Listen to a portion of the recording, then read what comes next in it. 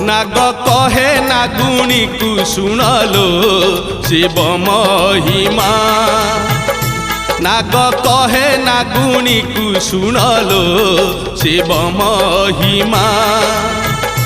शिव ठारे की शक्ति अछिलो शिव ठारे की शक्ति अछिलो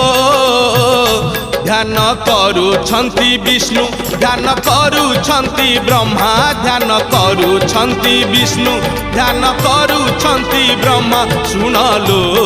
शिव महिमा नाग कहे नागुणी को सुनलो शिव महिमा।